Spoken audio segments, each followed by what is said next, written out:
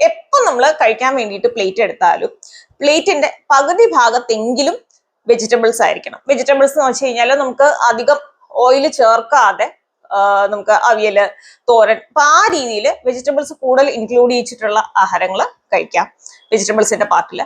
അതുപോലെ തന്നെ ഞാൻ നേരത്തെ പറഞ്ഞ പോലെ സാലഡ്സ്, സാലഡ് കുക്കുംബർ ആയിക്കോട്ടെ, ടൊമാറ്റോ ആയിക്കോട്ടെ, സവാള ആയിക്കോട്ടെ, അപ്പൊ ഇതെല്ലാം കൂടെ മിക്സ് ചെയ്ത് ഒരു നുള്ളു ഉപ്പോ എങ്ങാനും ഇട്ട് നമുക്ക് സാലഡ് ആയിട്ട് കഴിക്കാം. അപ്പൊ അങ്ങനെ വേണം പ്ലേറ്റിന്റെ പകുതി ഭാഗം എന്ന് പറയുന്നത്.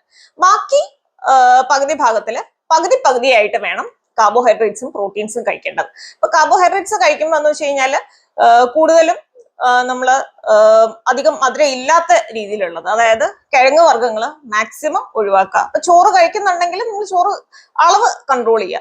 അതായത് ഞാൻ പറഞ്ഞ പോലെ പ്ലേറ്റിന്റെ പകുതി ഭാഗത്ത് നമ്മൾ വെജിറ്റബിൾസ് ആണെന്ന് പറഞ്ഞു. അപ്പൊ എന്തുമാത്രം നമ്മൾ വെജിറ്റബിൾസ് കഴിക്കുന്നോ അതിന്റെ പകുതി അളവിലേ നമ്മൾ ചോറ് എടുക്കാവുള്ളൂ. പിന്നെ ഈ ചോറും വെജിറ്റബിൾസും മാത്രം കഴിച്ചു കഴിഞ്ഞാൽ തീർച്ചയായിട്ടും നമുക്ക് വിശക്കും.